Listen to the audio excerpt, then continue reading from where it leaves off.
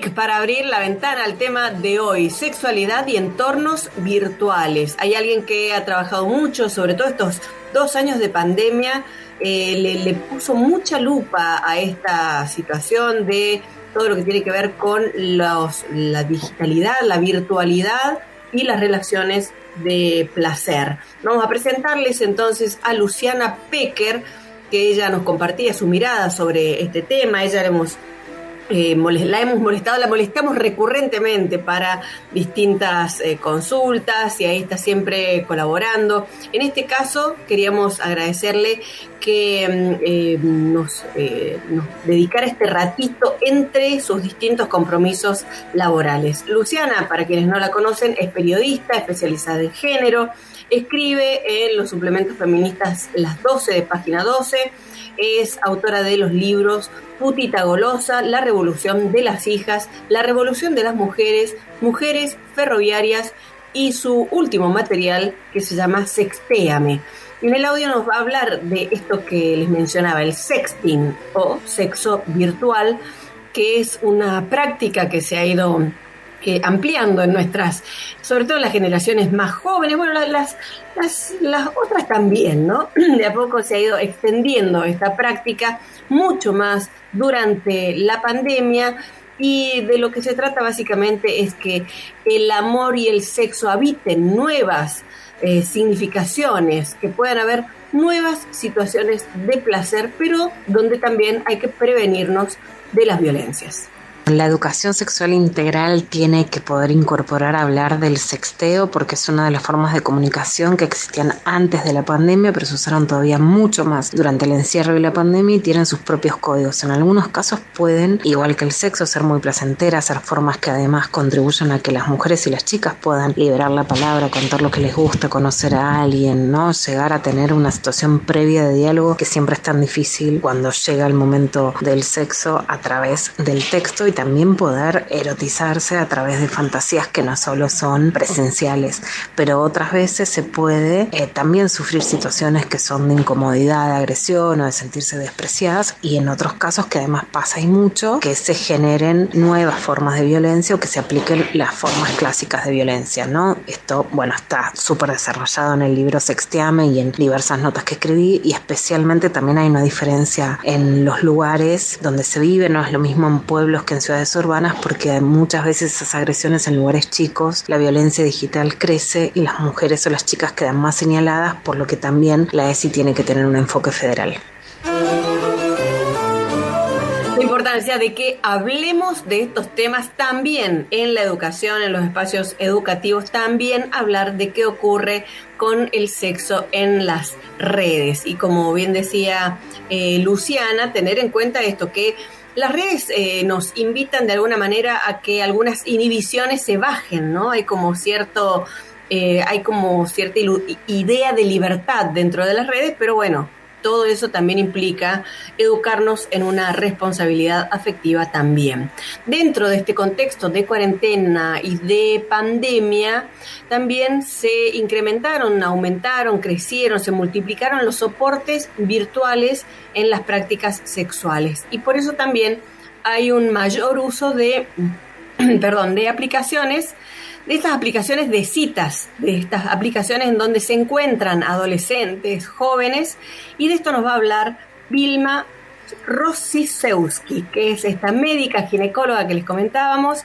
Ella está especializada en endocrinología, en ginecología y es sexóloga clínica. La conocemos por las redes sociales como Gineco y Voz. Las restricciones en la pandemia aumentaron un montón todo lo que son las aplicaciones, especialmente de citas para encontrar pareja. Hay muchísimas aplicaciones. Tinder, Bumble fue una de las que más se puso como de moda, especialmente porque es una aplicación feminista donde la mujer es la que tiene que dar el primer paso para la charla. Y también, por supuesto, todas las aplicaciones, tanto para personas que tienen relaciones vulva con vulva pareja o los gays. Pero también fue muy importante las aplicaciones, ya que vimos que el deseo sexual en las parejas que compartían mucho tiempo sus casas, parejas establecidas de muchos años, ha disminuido. Las aplicaciones de divertimento y de vuelta a encontrar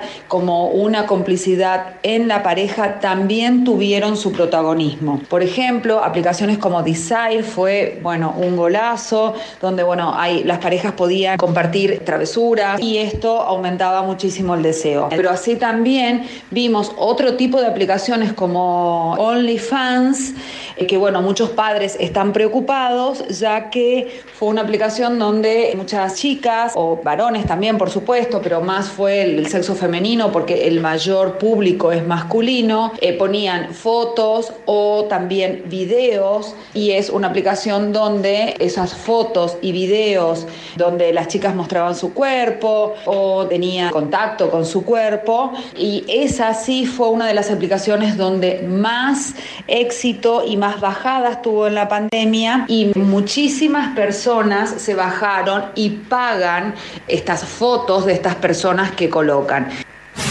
Así como todo lo tecnológico se aceleró en la pandemia, también, por supuesto, este tipo de aplicaciones para toda la parte de sexualidad. Pero no nos olvidemos también que existe hoy en día algo que se llama Femtech, que es toda la tecnología para mejorar la salud de la mujer, y aplicaciones como Clue, que de la creadora de Clue es la que puso la palabra Femtech en el mercado, y es un punto muy muy a favor las Femtech, porque realmente la tecnología y la biotecnología ha creado muchísimas herramientas a favor de la salud de la mujer, así que es un punto muy a favor que ha traído también esta parte de la pandemia.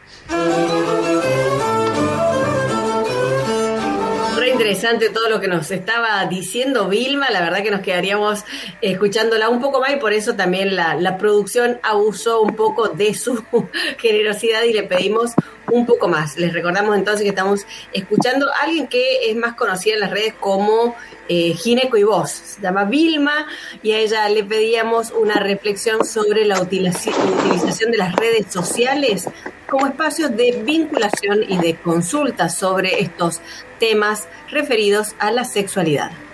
Mi reflexión sobre las redes, obviamente yo estoy mucho en redes, yo estoy a favor, del buen uso de las redes sociales. Como ginecóloga y sexóloga participo, pero para poner en visibilidad los temas, porque las personas creen que uno puede responder, y las redes nunca, jamás reemplazan la consulta ginecológica ni la consulta sexológica.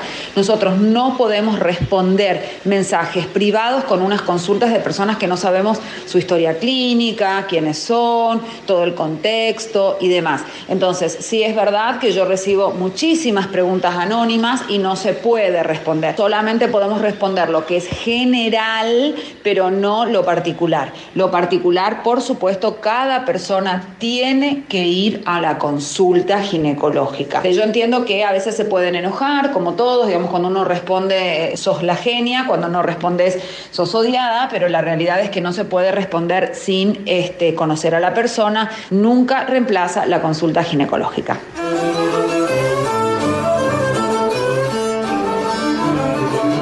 Es muy interesante para que puedan ingresar allí en el Instagram de Vilma Rosicewski. Ella está en Instagram como Gineco y Voz. Realmente una tarea pedagógica muy interesante para que la puedan chusmear. Les agradecemos siempre muchísimo a Luciana, a Vilma, a todas nuestras entrevistadas que se hacen este ratito para poder conversar con nuestro programa, con nuestra audiencia. También el agradecimiento a la producción, a la Sofi, que hace este trabajo primero de contacto y después de edición de los audios.